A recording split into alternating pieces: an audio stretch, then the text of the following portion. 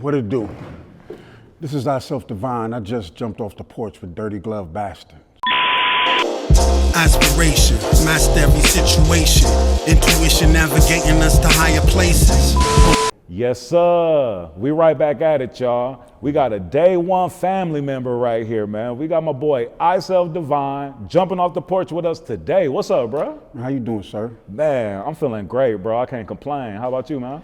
Man, I'm feeling good. Feeling good. Gratitude. It's good to see you. Yeah. You know what I mean? Like a long lost family member. Nah, for sure, bro. For sure. It was almost like a family reunion, you know what I'm saying? Before the interview, just reminiscing, you know what I mean? Just remembering, just so many memories from. And what I would like to say, man, is I'm very proud of you. Word, in appreciate terms of that. what you've done. You've always been a self-starting man, self-individual, you know what I mean? So, salute to you and your platform and what you've always done. You've always been a solid individual. Word. Nah, appreciate that, bro. Real recognize real. Always. Yes, sir. Yes, So, sir. nah, man, let's get into it, bro. Yeah. Shaka, I Self Devine, rapper, producer, activist, Yeah.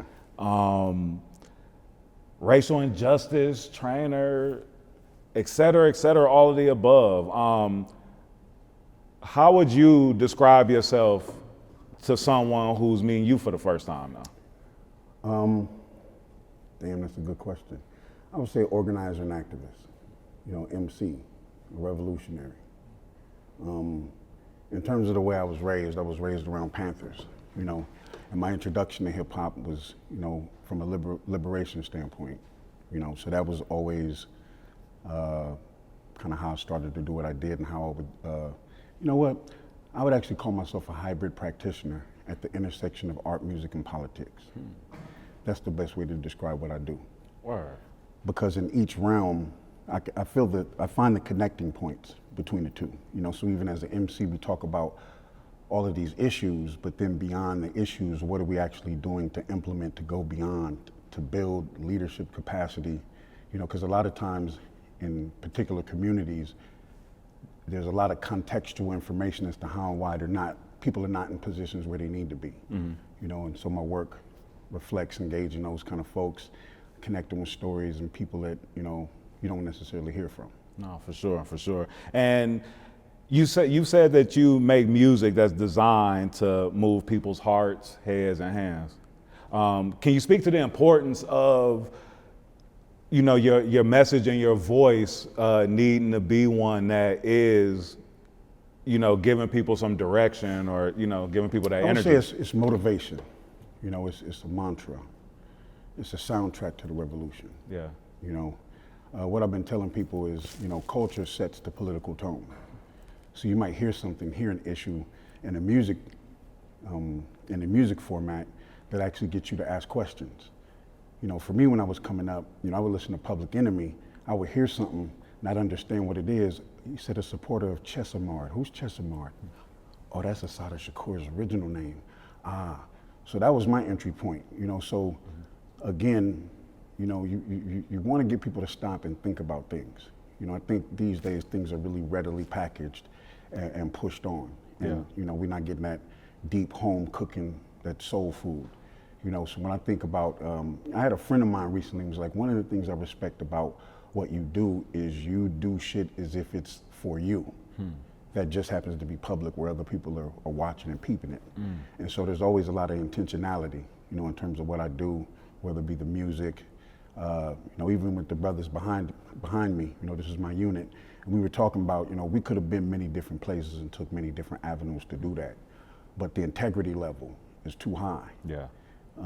We all got to sit with ourselves. When you talk about a coward dies a million deaths, that's when you're not living in your purpose and doing what you have to do. So for example, you can live and sleep well at night because you're on your square and doing what it is with you, how you was raised and things of that nature. Nah, for sure, absolutely. And speaking of the brothers behind you, man, who you got with you, man? Who you brought to the porch? I got my brother Fulfill, I got my brother Mo Barnix, I got my brother IBE. These are day one brothers, so when you see me, these are the brothers who made me who I am, and everything, like, a lot of times, they want people to think that these charismatic leaders that just arrive. And the way I was grounded is always to show respect. So anytime, like, for you, when you sitting here, you represent like 200 other folks that built you. And so these are just a small group of my day one individuals. I mean, we've been through so many things, you know what I mean? Yeah. We've dodged so many things. We've talking about all the stuff that we didn't get caught for, you feel me? Yeah. And so like we've always been, the best way I would describe all of us is radicals, outlaws, you know, people who are subversive, you know what I mean? Hidden messages and things of that nature. You know, that's how we've always been. Yeah. You know what I mean? And when we came out to Atlanta, you know, because I'm originally from Los Angeles, came to Minneapolis. When we came to Minneapolis, I all went to school with them. We all decided to go to Atlanta, you know what I mean, like in 93, 94. And we came in like Wu-Tang, like 10 deep, just dominating. Yeah. And so to me, I mean, I hate to use the term alpha males, but these are all leaders, riders. You know, each one of these individuals have their own set of people that they engage. Yeah. But that's how we always been. You know what I mean? Still sharpen steel, real recognize real. These is my guys. Like, I got immense love for these brothers. Word. Nah, that's what's up. That's what's up. And you mentioned that, you know, you're originally from Los Angeles, Yeah. and you've moved around, you know, a bunch throughout your life. And something interesting that I thought about earlier is that you lived in LA during, you know, the crack era and Reaganomics. You were in Atlanta around Freaknik times. Yes. And then you were in Minneapolis around George Floyd. Yes. So like you've just been in, you know, all of these areas, or lived in all these areas around the country, like during like some of the most historic times. It's funny because we were just talking about that, you know, saying that how we were just haphazardly off screen in monumental events. Like, yeah, I was there, but I was actually in the cut. Right. You know what I mean? That's kind of like been the story. Yeah. You know, we've chosen our positions. But yeah, growing up in California, you know, like I said, came up in the end of the Black Power era with activists. My dad was into activism, but was more in the streets. You know, he grew up with Barry White. You know, these are all stories that are told by my mom, like on 52nd and Avalon, you know what I mean? And so, you know, growing up in that environment, being able to see the end of the Black Panthers, being able to see the crack epidemic, being able to see, like I tell people and they have no idea, I'm telling you, you know, they would drop trains with guns in there. You know what I mean? Like even before we knew about Gary Webb, before Rick Ross, Tootie Reese, these are all, Tootie Reese is before Rick Ross. These are all folks that, you know, we were involved in and see, and it was like the things I've been involved in and I've seen, even I can't believe it. I'm like, nah, that didn't happen. I wasn't there. Yeah. To be able to watch something and not know that what's happening in California actually is setting the tone, you know, even the gang stuff. Like, I've seen the gangs, you know, and been on a few missions back in the days where homies was just scrapping. You might get hit with a chain, you know what I mean? It wasn't too much, you know what I mean? Like, I've been at monumental stuff. Like, I remember seeing like 2 major sets. You know, I think I'm at an East Coast Crip and someone else, had to be like 200 gang members, Crips, playing football against each other. Like, you know what I mean? There's another brother named Kev Mack who does like a podcast on LA gang culture. And he mentioned that, and I was like, I was on the bus watching that, and I was like, damn, I ain't never seen that many Crips in one spot. You know what I mean? But that informed, you know, what I brought to Minneapolis, you know what I mean? And even when I was living in LA, you know, I was running the streets from like 5 to 16, like a runaway, like in crazy areas. So even with crack, like I watched it bubble, you know what I mean? Like smelling the fumes, like it was visceral and you know, front and center. It was not like, you know, it wasn't behind the gate, you know, like when they say off the porch, your boy was off the pizzy.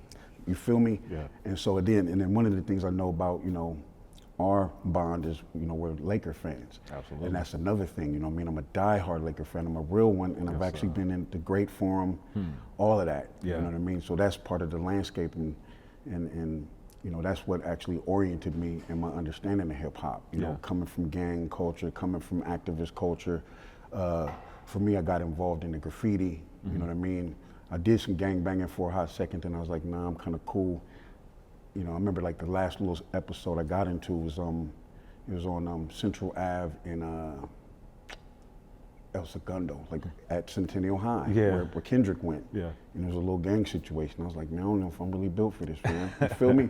And then if you want to move around in Cali, man, you got to have people. Like, okay, if I want to go, you got to go to like 7th through 7 different neighborhoods. So you might have to, like, I need 50 homies just to. Right. So I was like, nah, I'm kind of cool. So that kind of, built and set the tone. And then going to LA, I mean, not from LA, but going from LA to Minneapolis, then it was a little bit slower pace. Yeah. You know what I mean? And it was funny because people were looking at me as if I was going to start the next set or whatever the gang is. And I'm like, fam, right.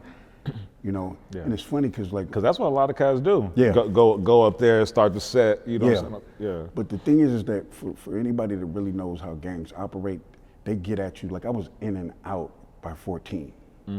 They was trying to recruit me at 8, 6. You know what I mean? So a lot of times sometimes you see cats be 20 or 30, they might be having midlife crisis. That's not really how it goes in terms of gang culture, but everyone has their entry points. At what point would you say you jumped off the porch? Like, how old were you? 5, unfortunately, man. So I come from the Gen X generation, X generation, which is like the breakdown of the family, high divorce rates, women into the workforce. Yeah. So we was latchkey kids, and we all had to do for self. So even when you look at all of us, we recognized really early that no one was coming for us. Ain't nobody finna save you. Yeah, ain't no savior. Hell no. And then that's when we was like, fuck it.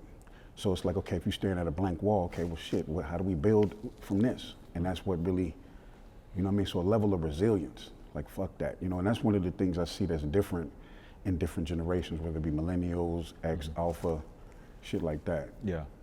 And when you when you touched down in Minneapolis, were you already intrigued by music and by the culture? So one of the things that's crazy is that, so for Los Angeles, I was involved in a movement called I Fresh. Okay. So I Fresh is before Good Life and before Project Blow. Okay. You know what I mean? So early things that I remember battling with a set of homies, Sir Jinx. Sir Jinx is the producer of Ice Cube.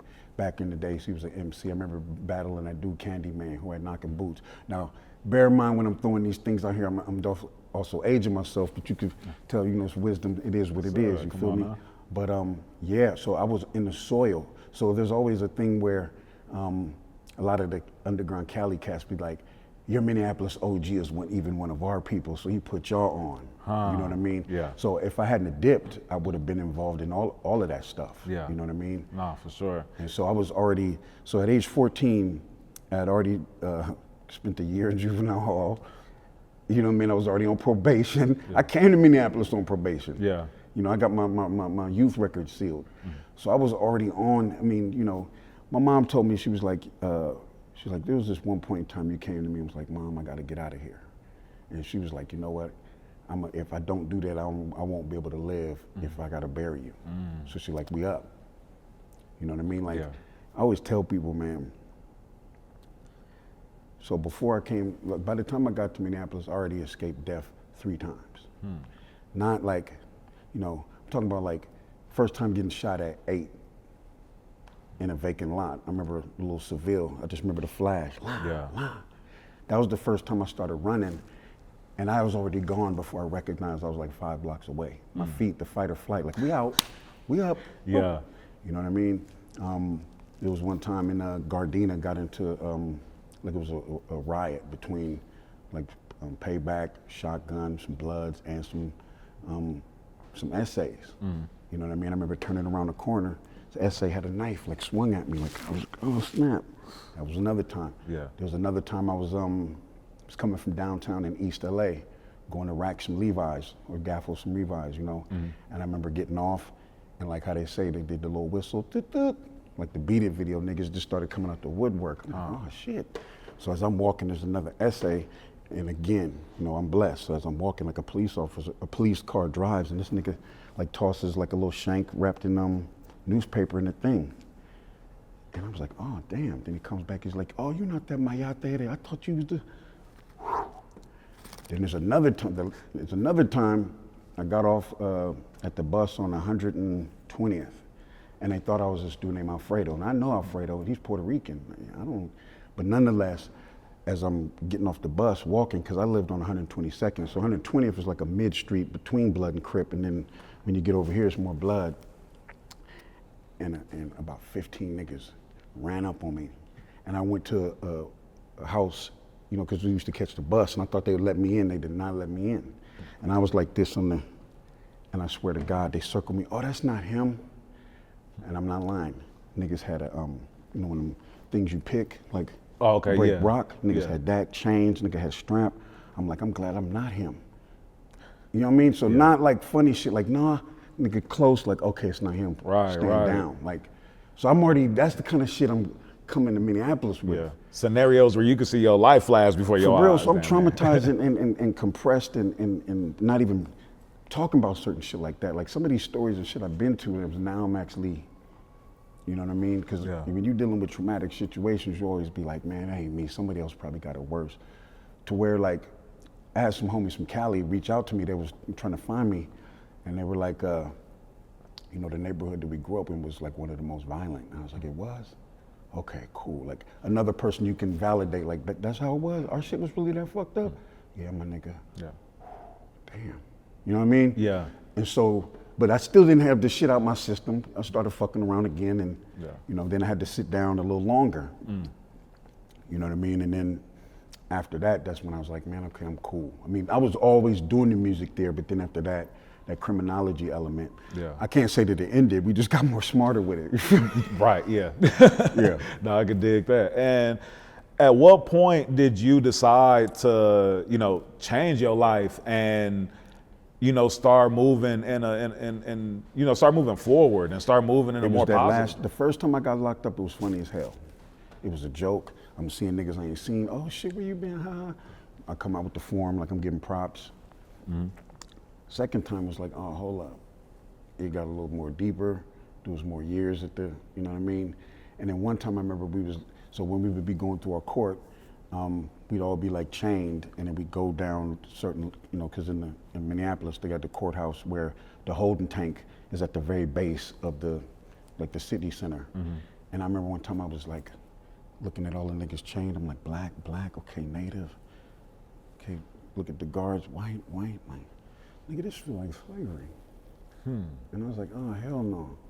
I was like, man, even if, you know, we can have conversations of what freedom means, but I'm like, nigga, that level of not having freedom, nigga, I'm kind of cool with this. Yeah.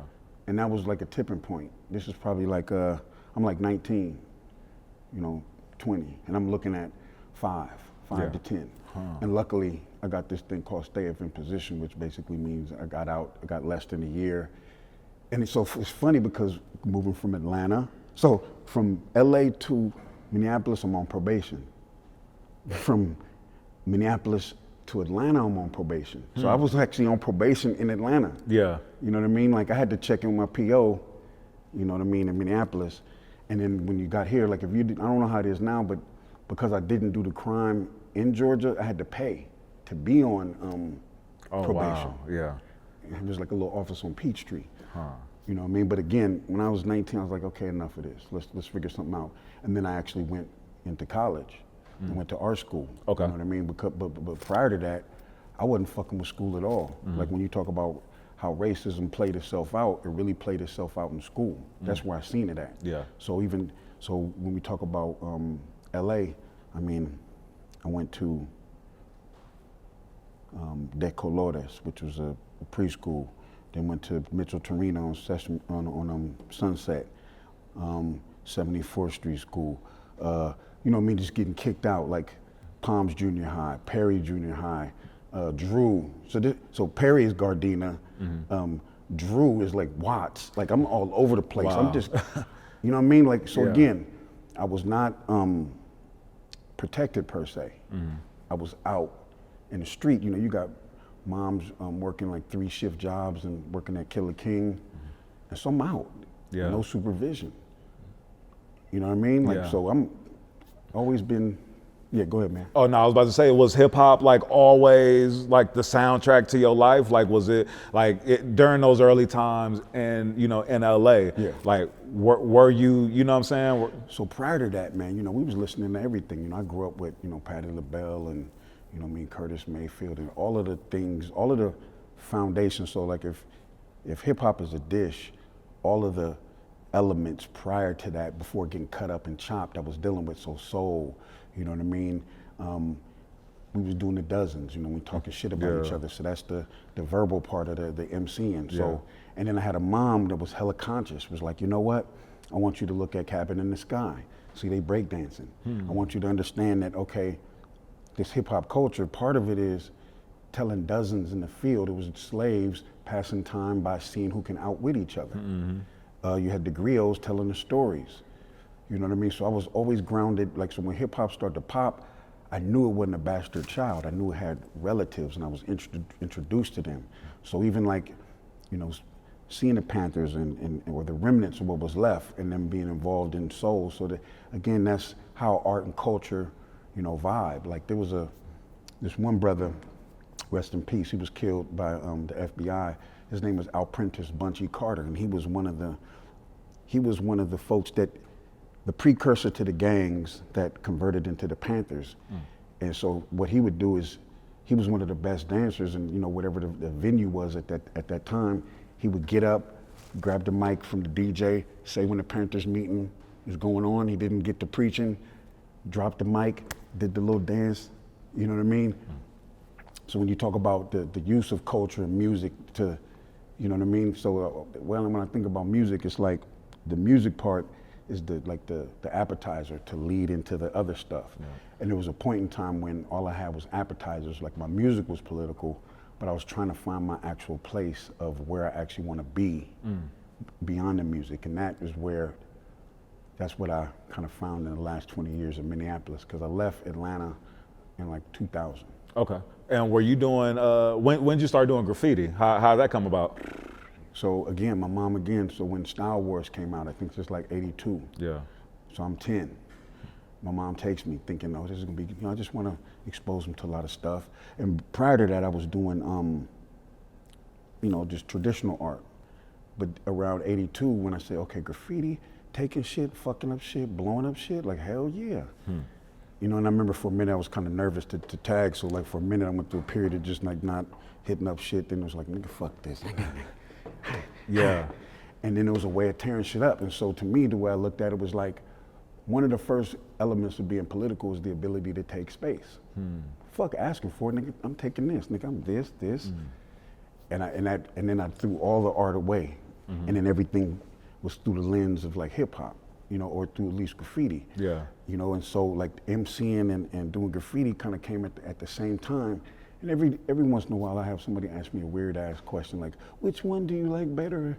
I'd be like, man, fuck that. It's all the same. I want both of them. You know what I mean? Right. So out of the elements of hip hop, you know, try to DJ and fuck up mom's equipment, that shit, you know, try to do some break dancing, niggas on the ground. And I was like, okay, MCing and graffiti, I can fuck with that. Yeah. So it's always been the same. So it all started like real young, like you say, off the porch. Niggas is doing this shit at 10. Yeah. So at my age, niggas is like 30, 40 years into this shit. Niggas done seen hella trends. Niggas been tapped in with lots of other cats that have advanced. Like even with you, like I've seen and watched you progress through the whole rip. Yeah. You feel me? Yeah, nah, for sure, Yes, for sure. When you were living in Atlanta during those years, did you see back then Atlanta being what it is today? Yes. So you gotta understand, like Atlanta's one of them cities to where you forget you down south. Like, wait a minute, no, we down south. Let's not forget that. You feel me? But even, you know, Atlanta has always been that mecca, that place. You know, and I always think like Atlanta's the place for entrepreneurs. If you're coming for a job that already exists, this ain't the place for you. If you got dreams and shit, you know, and it's funny because we all came on some Wizard of Oz shit. Like we looking for the wizard. Yeah, and we got here understanding we was the wizards. You feel me? Like, nah, nigga, we're the ones we're looking for. We're Right. hims. And then we were like, fuck that. Like, you him? All right, let's lock in. Yeah. You know what I mean? But we could see it. But what I will say is that the Atlanta that we were a part of, it was a level of innocence. Like, I remember seeing Little John when he was working for Jermaine Dupri, the club Debauchery. It ain't around, but it was before the Olympic Village was built. Yeah. You know what I mean? Like even yesterday we were on WREK with DJ Nabs. I remember seeing DJ Nabs in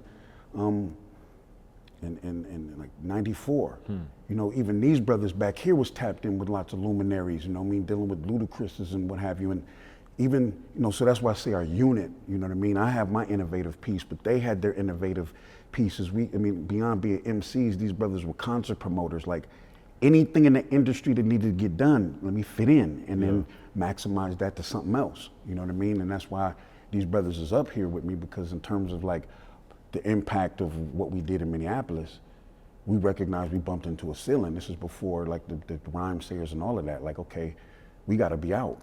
Boom, came here, did the same thing. You know, so everywhere we're doing, we're building culture. You know what I mean?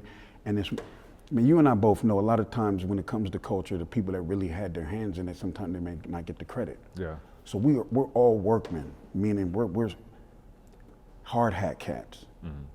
Those that know. Yeah. But you might not know. You know what I mean? Like, Yeah. the nigga that's really running it just walk by in like in a nondescript joint. Like, why be flashy? We not flashy niggas, you feel me? Yeah. That blue collar mindset. Correct, but niggas is shining under here. Right. Like, let me move. You know what I mean? Like, I'm a bright nigga, but let me dull it down for a minute. You know, like in plain sight. Yeah, no, for sure. And did the group Micronauts, was that formed here in Atlanta? Nah, it was formed in Minneapolis. Oh, okay. You know, and again, while we're here, you know what I mean, my brother K is actually who, you know, these are the first, when I came from LA, this is who I ran into. Yeah. You know what I mean? So they're the ones that know me when I was fresh out of, you know, and so he's the one who hooked me up with his brother. Yeah. Really, we was in a group. Then he hooked me up with his brother, and that's where it started. You know what I mean? And initially we wasn't even the Micronauts. We had another group, and in that group, you know, we all got into, you know, a little trouble back in the day, and it was 5 of us. Me and my man's the only one who didn't snitch. You understand me? Yeah, absolutely. And so then we actually had to change the group, because niggas is like, yeah, we not fucking with you. Yeah. And then we eventually, so I was on the run for the crime that we was doing when we was creating the Micronauts. So we created the name, like, okay, Micronauts, we went through a whole little variations of like, they always think of indigenous folks as the minority when we're the majority. And so we were like, we're the Micronauts. We're the opposite of being small, we're large. So even when you see some of the policies that are happening now, it's with an understanding that white-bodied individuals who manifest white-body supremacy understand that they're not gonna be the majority. So you have all these policies for them to maintain power. So that's, you know, again, when we talk about like, you know, the Micronauts. So once we got the name situated, then I got locked up. And then in jail, like I still have the back and forth of designing the logo, what it actually meant. You know what I mean? Like, okay, who do we want to be like? Okay, maybe a little bit of like X-Clan, Public Enemy, Ice Cube when he was, you know, them first 3 albums, Kill at Will, Death Certificate, when he, you know, when he was with the Nation, you know what I mean? So we took Poor Righteous Teachers and was like, this is who we gonna be. Because we intellectual, but we street niggas. You know? We could chop it up in the ballroom, yada, yada, and then tap in with niggas on the block. Yeah. You know what I mean? And maintain integrity on each piece. Some niggas be different places and they're not the same nigga. You know what I mean? We like melanin. No matter what the environment, we still maintain the same characteristics. Yeah. And y'all was like on a Eric B and Rakim kind of vibe, Yeah. right? Because bro was a DJ. Producer too, or Yeah, his brother? Yeah. Producer, man. Gotcha. So let me tell you something, man. Like, before I came in the game, like, before I met him, I was writing like 90 bar joints. You know what I mean? Like, no chorus, no nothing. He's like, hey, player, like, let me help you. Like how to count the bars. Yeah. And structure shit. You know, I was coming out the wild, like, this nigga verse, just lyrics. You know what I mean? So definitely. Yeah, I can dig that.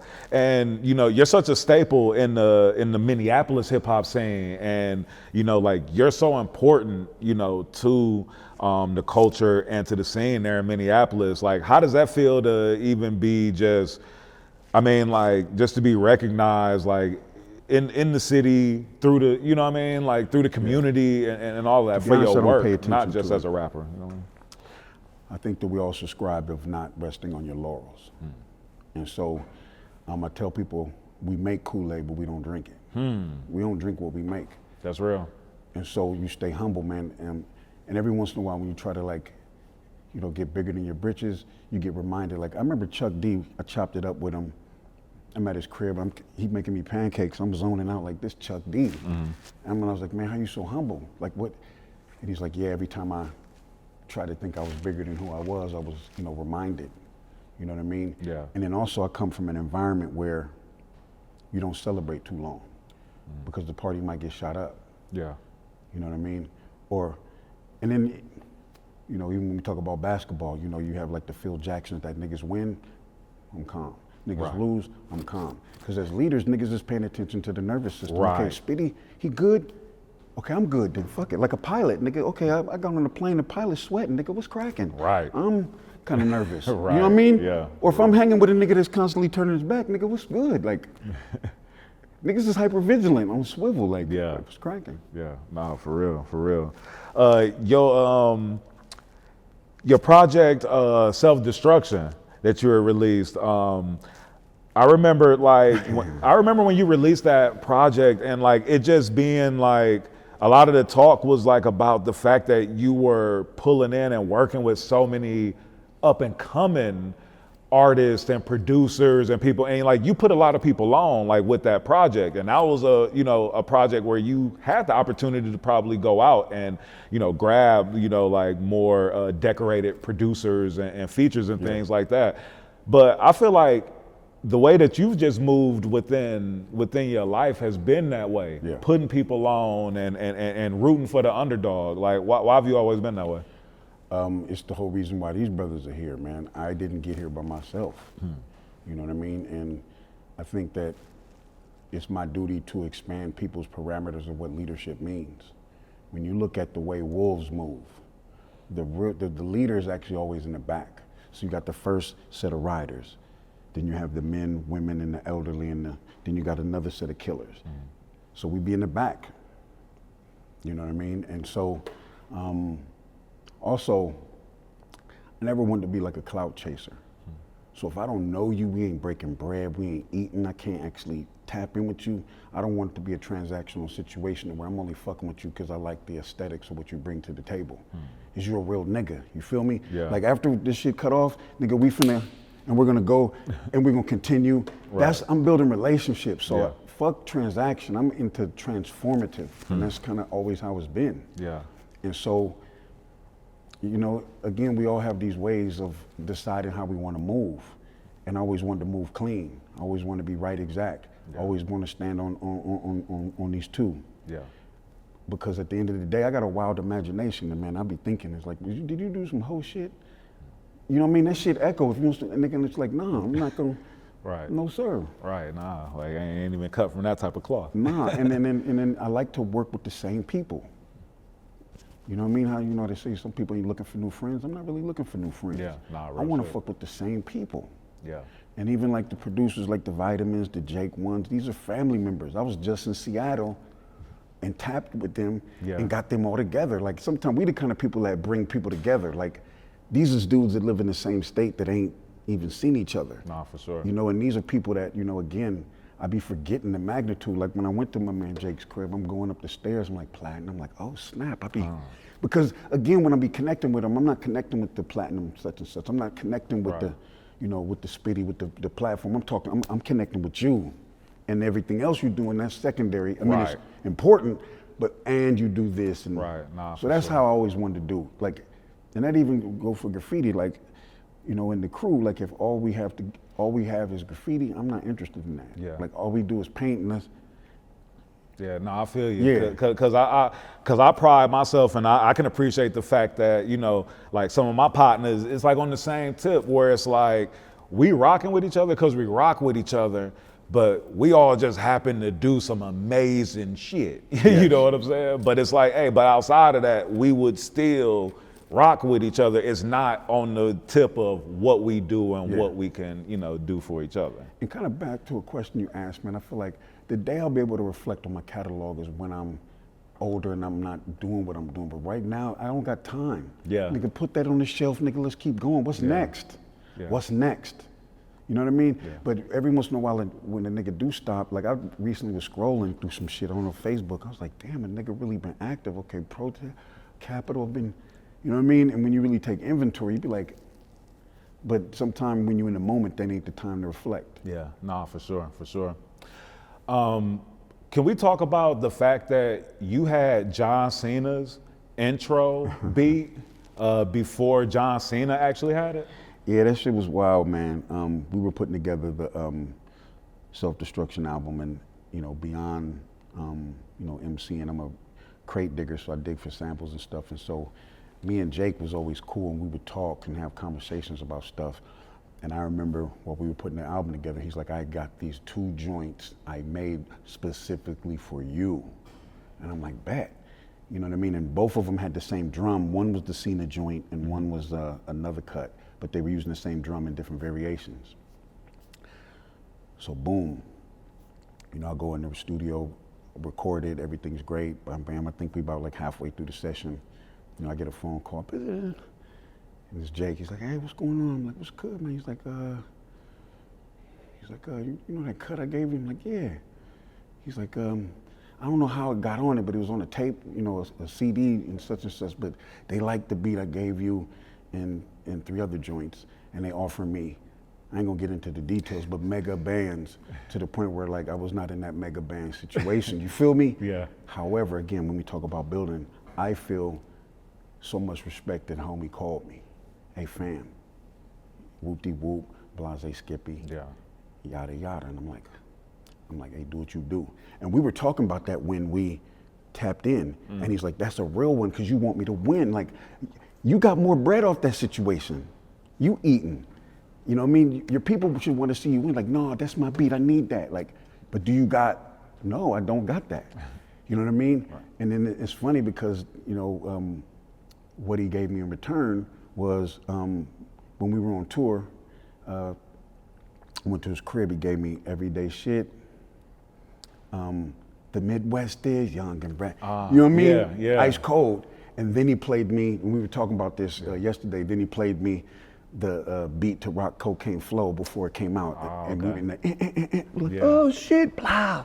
Dome blew up, but yeah, that's the story. I got a copy of it. I'll send it to Word. And funny thing is, I mean, I you. remember back. You was there. Bro. Yeah. I'm tripping. I remember back then, like hearing that song. And then for the longest, I, you know, would hear John Cena's intro. Yeah. And thought it was familiar, but could never pinpoint what it was. Yeah. And Fool reminded me of it, and I was tripping like, damn, because I remember the song, damn near remember the verses, you know what I mean? Like, I got a few cuts like that. There's, you know, there's certain producers where they're doing a lot of stuff. Like there's certain cuts that I've recorded was like, okay, no, that's Casual's rocking that one, or no, De La Soul is on that one. So there's a lot of, you know, B-sides I got in the cut. You know, the only reason why I wouldn't release them is because there's family members and there's business involved, and so I gotta respect that. Right. Nah, gotta respect that for sure. During the pandemic, you dropped The Rituals of Resilience, and that was accompanied with an immersive art exhibition that you did. Can you speak on that, and can you speak on the project as a whole? Yeah, you know, so I had been partnering with the institution for a while. You know, a lot of times the institution wants to engage with people and figure out how can we have more people come, and you know, how, really like more people of color, so on and so forth. And so, and that's the Minneapolis Institute of Art. Correct, my bad. The Minneapolis Institute of Art was one of those institutions, and there was somebody who wasn't from here that really wanted to try to shake up some stuff. And we began partnering with the organization that I'm a part of, just figuring out different ways to position the institution to not, you know, because most of our people ain't going to museums because they don't feel comfortable. You come in there, you got to take your bag, or you don't feel, you know what I mean? And so we've been working with each other, doing different projects, you know, for years. And then this opportunity came where there was a curator that had all of this incredible art, you know, of artists of color that wanted to do something. And one of the curators was like, I got this other brother that, you know, may be interested. And I was like, okay, cool. And so I met with him, and one of the things I said is, are you here just to do your job? And if that's the case, then I'm not your person. Because whatever we do, we're gonna fuck some shit up. We're gonna be subversive, you know what I mean? And that goes back to that intentionality. And so what I did is I looked at all this art and I was like, well, what do you want from me? Like, I'm an artist, but I hadn't been painting as much as I'd wanted to. And I'm dealing with master painters of like Bisa Butlers and stuff like that, like crazy. And so what I did was like, okay, well, what am I gonna do? And I was like, you know what?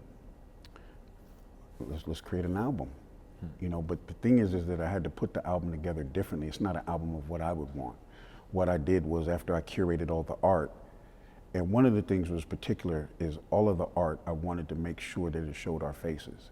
Because a lot of times when it comes to black folks, we're seen as abstract to where you could destroy our body. But it's like, if you coming for me, you got to give me the respect. You come face to face and see us, you know, because a lot of times when you're dealing with aspects of racism, particularly with white folks, they want to like, can we skip this shit and just get to the cool part where we shaking hands? And the part is like, fuck no. You know what I mean? What we've learned is any time that a white body is nervous, niggas, the neighborhoods get burnt down and all kind of shit fuck with. You know, and where we moving these days, I don't got time to make white people feel comfortable. You fucking feel me? Yeah. And so I was like, I want to paint the all the walls black. And they're like, I'm not sure if we can do that, nigga. We gonna do that. We're painting all the walls black. Yeah. And so what I did is I studied all the artists, I started to write notes.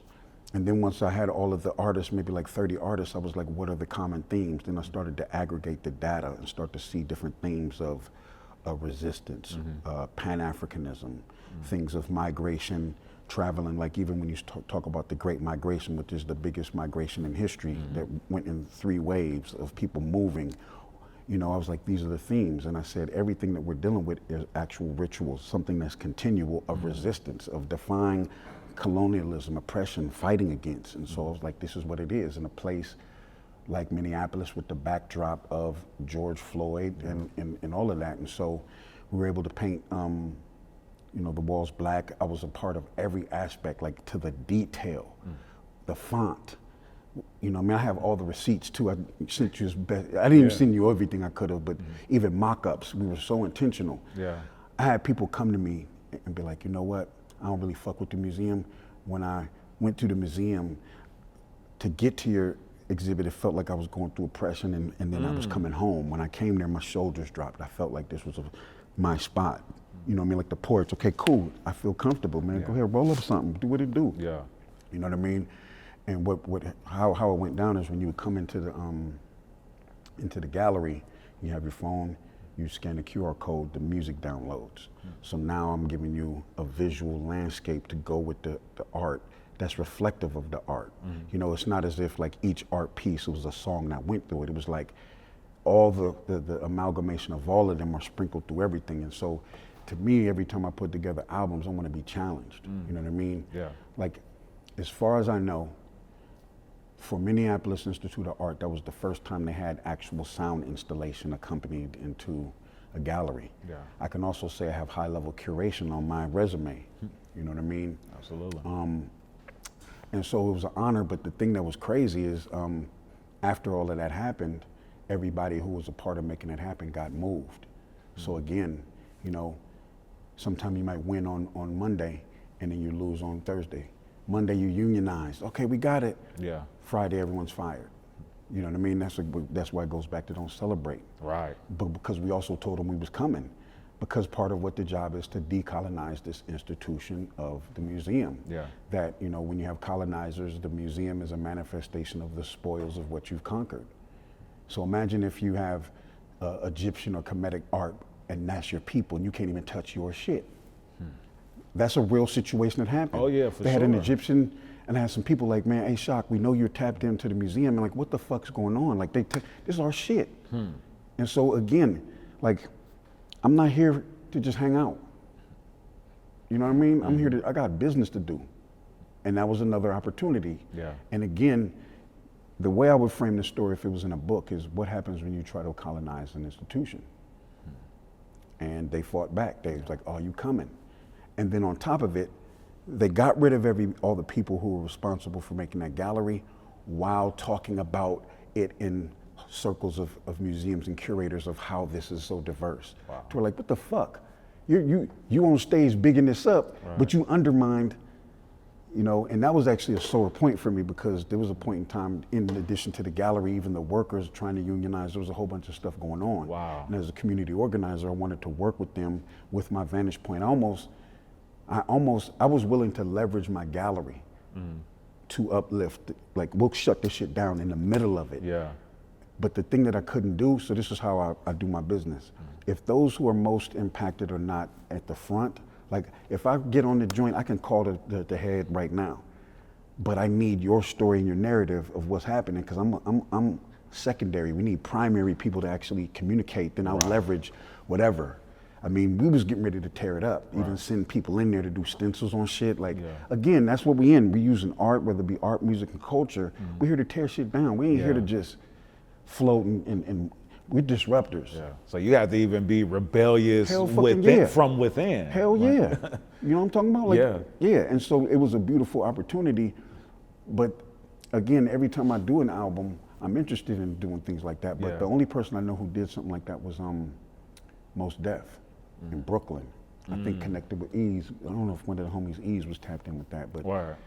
No, that's dope, man. And you know, we're seeing these different like museums now, like it's you know, becoming a part of the culture. Like here in Atlanta, we got the Trap Music Museum, or you know, you see, I think they were doing like a couple of Dolph museums when he passed away. You know, I think they did one here, they did one in Memphis. I believe they did one in Texas as well.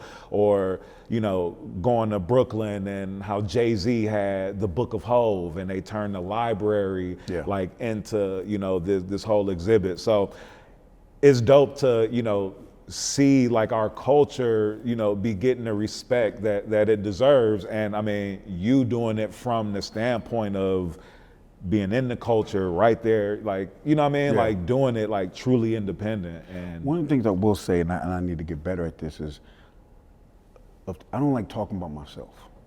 You know what I mean? I don't even really like giving interviews. I'm a worker. And sometimes I feel like when talking about what you've done, that you like, it feels like sometimes, so I always got to keep like, to say, do I have an ego? Hell yeah. But I try to be as humble as possible. Yeah, no, I understand that, because I mean, I move by that same type of accord, but also have learned over time that, I mean, you need to speak because you need to put the history out there. You know what I mean? Like these history books get written by the people who did it, actually giving their account. You know what I mean? So it's like we need to hear some of these things from your perspective so that we're not hearing it from a third party and getting it from another. You know what I mean? There's a thing that says, those most impacted are best equipped to tell their own stories, their own narratives. Who best to tell you what they need? Come on. You know what I mean? And so that's always, no matter what we're doing, that's always keeping the main thing, and keeping those who are most impacted in front and center. Yeah, no, for sure. I've heard you on several occasions say you're pro-black, but not anti-white. Yeah. And I've heard you say that in a few different renditions, you know what I mean, of, you know, just speaking of, you know, not being racist, you know, the message being about, you know, us moving forward together. Can you speak to that? Yeah. Because I feel like a lot of people think that people that are pro-black are racist, don't like white people, don't want to deal with white folks. What it is just controlling the narrative to say that you cannot. So automatically, it's why we're weaponized. So if we are about ourselves, that in and of itself for white supremacy is dangerous. It's the same reason why they wanted to ensure that we didn't speak the same language, that we couldn't communicate through drum. And so pro-black is going to be seen as anti-white, because part of how white folks operate is they connect to everyone else's shit. So what do you mean there's not a space for me? Actually, there's not. Figure out and create your own and figure out what that is. But anytime that we choose to be proud about ourselves, what happens? You have Black Wall Street. Yeah, get blown up. Or you have freeway expansion and you run neighborhoods through. So this contextually, it's not about not having black wealth. It's every time that we tried to get ours, what did you do? During Reconstruction, you know what I mean? From, 1865 to 1877. After you had the radical Republicans that were like passing all of the, 13th, 14th, and 15th Amendment, and we thrived. And it wasn't until Abe Lincoln was killed that all of those amendments were undone. And Jackson came in, handed it to the Klan, the Klans in the Democratic Party, and then you had Jim Crow. So the natural trajectory of the Reconstruction, to me, when I think about what we talk about being pro-black, study that, period. Because those are the places where we thrive, where we have businesses, economics, you know what I mean? I feel like integration really didn't serve us no purpose. How do you dilute gas to make it stronger? And we were in better situations where we had, and even Martin said that, like, I feel like I tried to integrate us into a burning building. And so even right now where we're at, man, we have to be in places where we manifest our own space. Yeah. We don't have time. You know what I mean? We create and innovate things within the world, but what do we do for ourselves? What kind of institutions are we building? So it's very important to say that we're pro-Black. And back to what I said earlier, I have no time to invest in making any other than my people feel comfortable. That's not my job. So I gotta do my job and to make sure you good. Fuck that. Nah, cause Fuck out of here with that shit. Right, can't be bending over backwards trying to make other people We don't comfortable. do that, and that's why I'm saying, man, like cats like us, they get assassinated, man. That's why you gotta dumb your shit down. Like, oh, you're him? Okay, cool. Send a little wire over here. That's where we come from. We come from like, and I feel like that's different from the era. So we come from the era of like, nigga, we don't say shit. Yeah. Even niggas is on social media, we don't say shit. We be laughing and not understanding like, how does this fucking work? So you wanna go to jail, huh? But you know, ignorance is bliss. Nigga, I'm paranoid, man. I write email. Look, there's not no incriminating email at all. Because I started emails like, nigga, as if there was already a microscope on my shit. So I don't have no secrets. And when they come in, you got to know which direction they're coming from. So when they're coming for me, I know how they're going to come for me. Or, what would you say is one of the biggest life lessons that you've learned?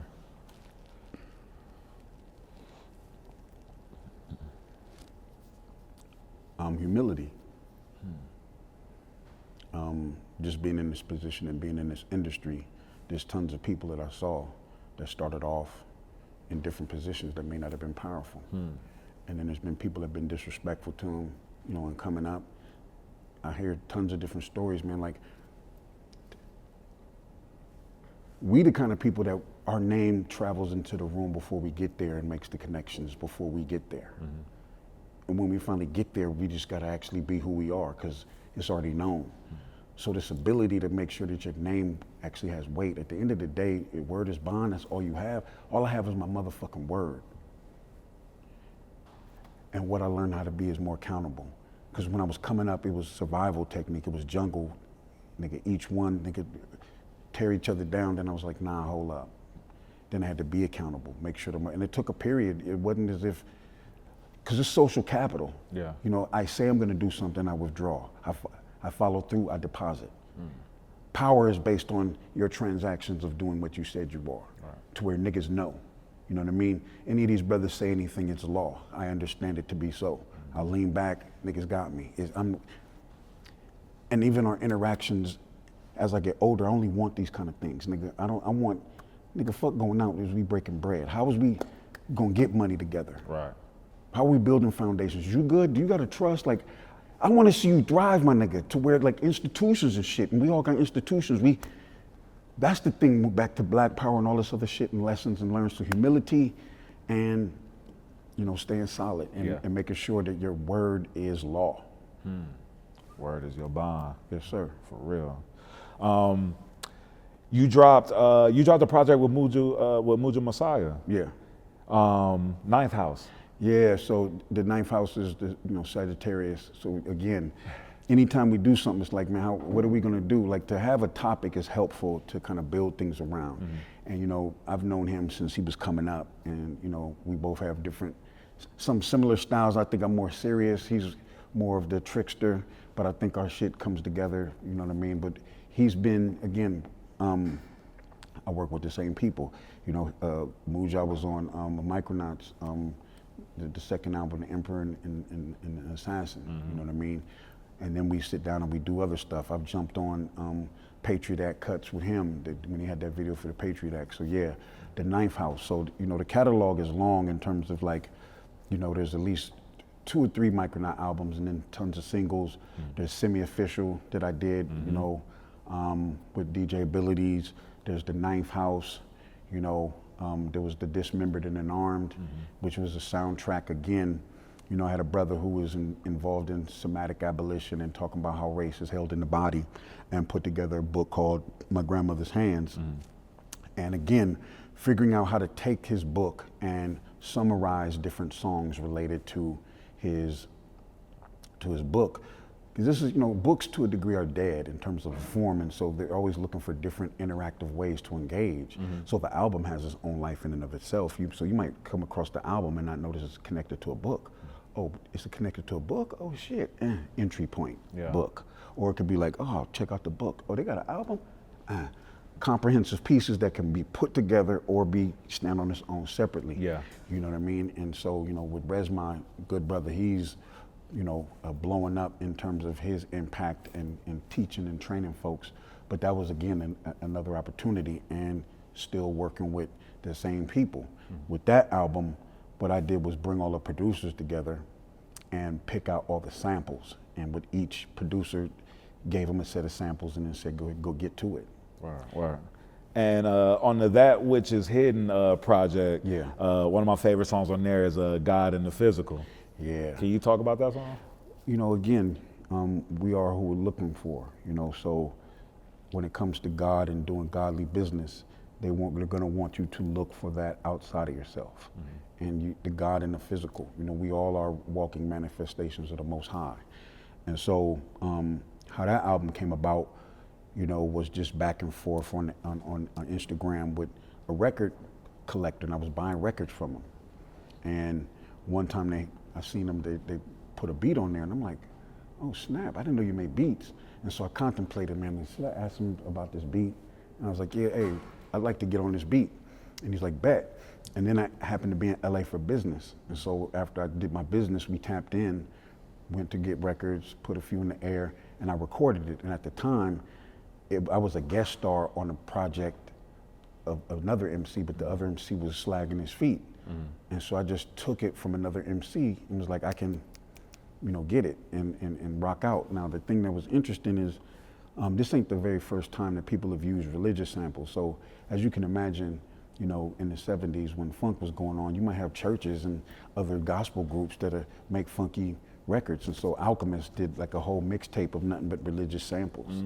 And then Jake One did one as well with like the Golden Praying Hands. But when the only thing that made it religious is the fact that they had religious samples, right? So I was like, let me take it a step further and actually talk about religion in a fashion, in a way that you may not know this is what I'm talking about. Because again, my style is not to be preachy, it's just to kind of say, here are a set of options and things that you can just consider. Because I never, you niggas don't want to get preached to. Right.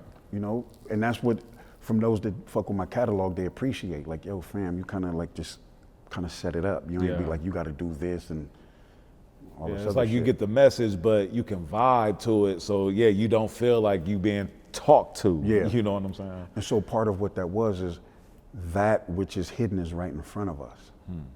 So you don't have to go too far to look for it. And that was like the whole reason why we wanted to put that album together. Word. Yeah. I can dig it. And what you working on now, bro? What you got coming up? Wow, what do I have going on? So right now I'm doing a lot of painting. I haven't done as much painting, or I do paintings when people want gifts or something, but I've been just cultivating painting with an understanding that at some point in time I'm gonna have several different shows of my own artwork. When I had the opportunity to do Rituals of Resilience, I was like, you know what, man, this shit is dope, but what would it look like if I did an album for my own artwork? So that's one of the things I'm working on. So one album I'm working on is called The Many Faces of Violence. So when you look at my music and, we're seen as peaceful, but for me, when I approached this album, I wanted to approach it from like a reporter talking about the violence in the neighborhood. So here we have and then what happened is as I got deeper into it, I became the main subject, and then more of like, nigga, how violent I am and how much violence has influenced me. And so what I did is put together an album where I want you to walk away with like, damn, I didn't know that was violence. When we was coming up, like socking a nigga, like beat the nigga down, like that's violence, but like psychological violence, gaslighting. Like, so it's every aspect of violence, you know what I mean? And so then I have artwork to go through that. And what does it look like then? Instead of touring like a musician, you tour like a curator. You come into the spot, like usually when you do gallery, the first week or so is just jam-packed. Like you do the artist talk, do the performance in the gallery with the art. And instead of going to venues, you're actually going to museums. You know, so that's what I'm planning for the Many Faces of Violence. So that album is already recorded. We're in the process of getting the musicians, the singers, mix and master. But I'm also working on another album and a smaller gallery, because then what that would do is I could put an album out and then put some art out and let y'all eat with that, to where I then crank out the artwork with the music being done. So it's like something for you to marinate with. And the other album I got is called, so one album is The Many Faces of Violence. That'll be a little bit later, but in the next few months, I'm gonna be dropping The Path to Paradise Starts in Hell.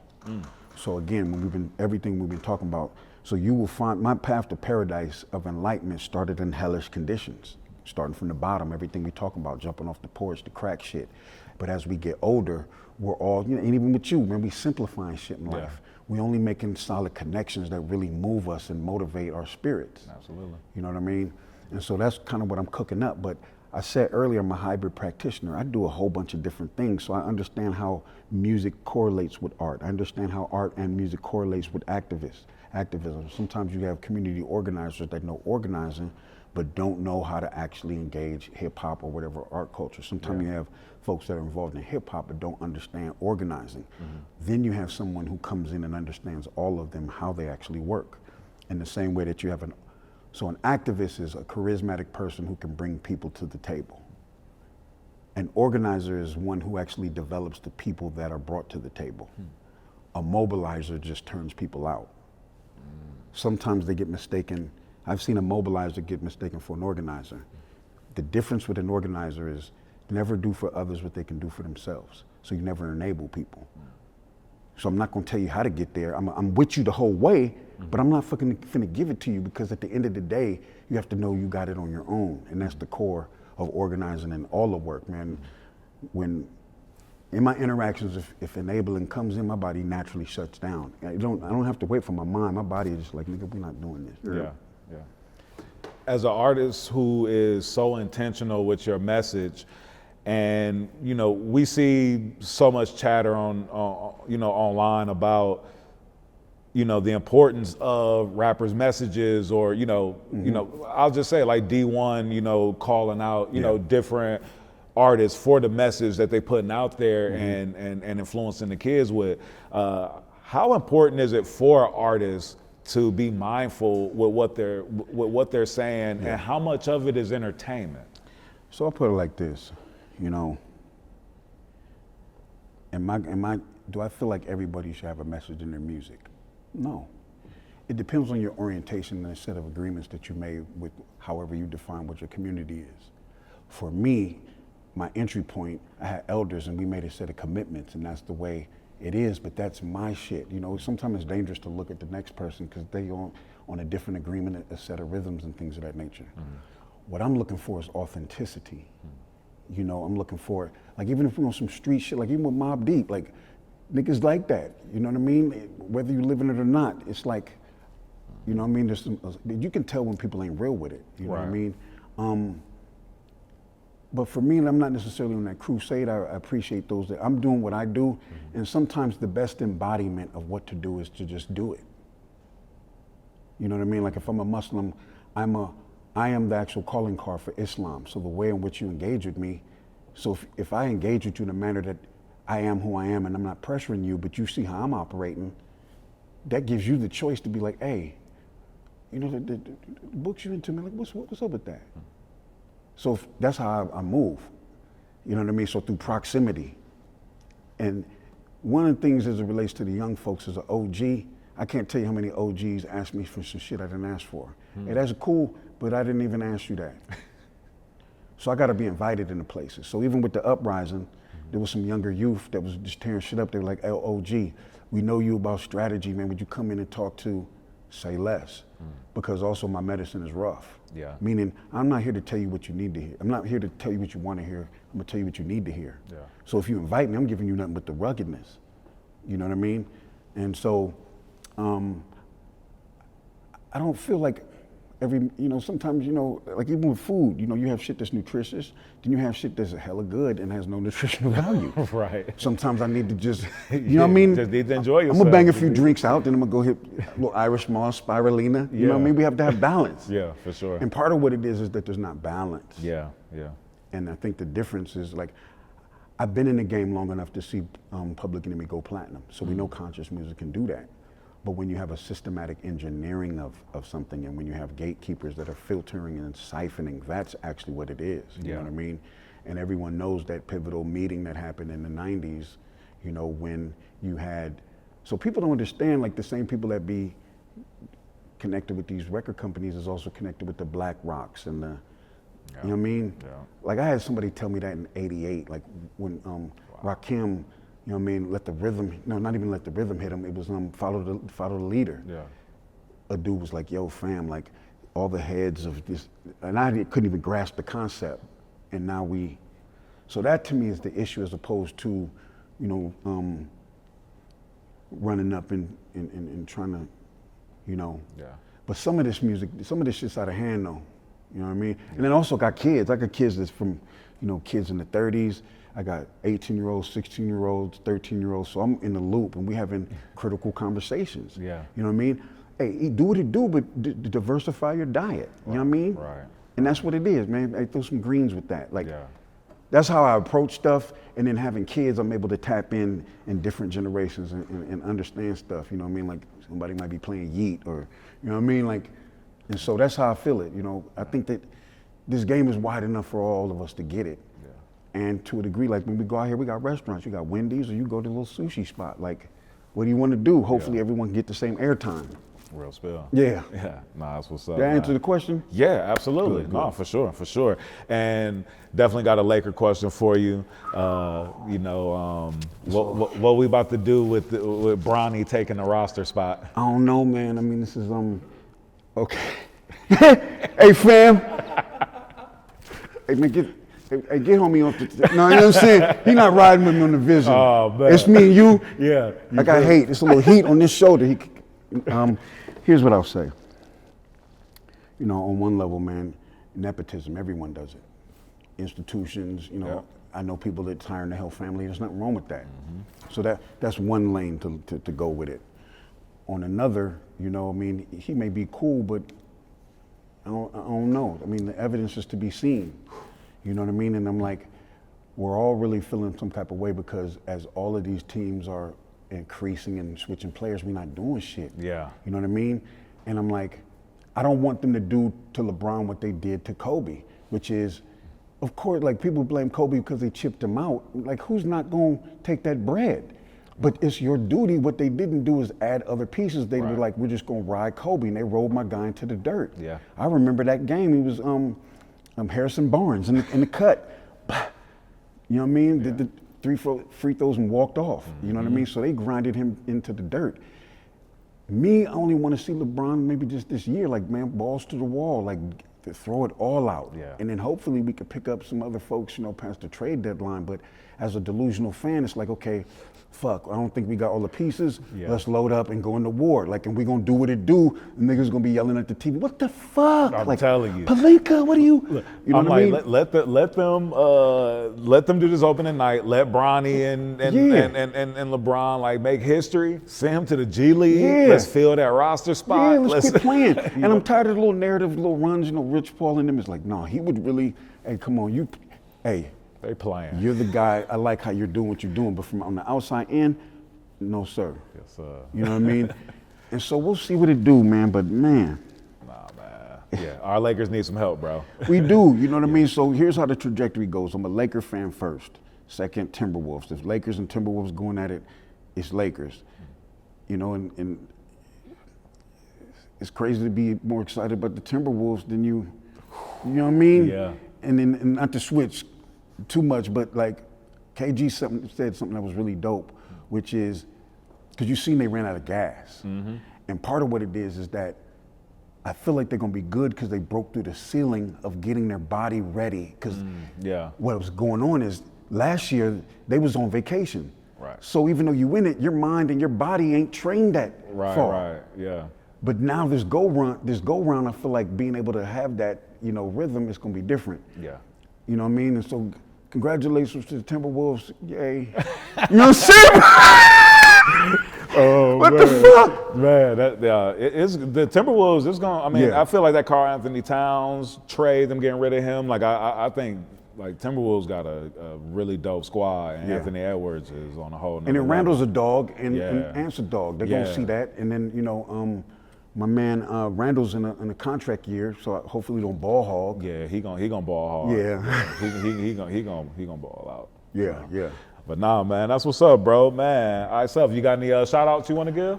Man, I would love to shout out to UVS Nation, my man IBE, Mo Bonics, Kool Akeem, you know, my man K, Fulfill.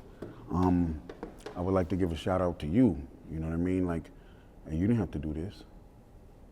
And that's why I'm saying there's a level of humility. I'm like, man, I'm able to come here, tell my story, which I feel is heavy in terms of all the places I've been. Absolutely. And you let me get on the porch and just, you know, kick back. Absolutely. And so, you know, shout out to you and my man behind the camera. You know what I'm saying? What's your name, bro? Champagne. My man Champagne again. PZP. PZP. You feel me? Like we cameramen. We behind the scenes. Yes, You know, sir. you just lucky to get. This might be a rarity. We ain't coming back again. You know what I mean? Like we're gonna go back into the shadows. But shout out to you on the platform, and we appreciate you. Man, much love, bro. Yes, Appreciate sir. you pulling up, jumping off the porch Come with on, us. man. Yes, sir. Aspiration, master every situation. Intuition navigating us to higher places. Multiple layers.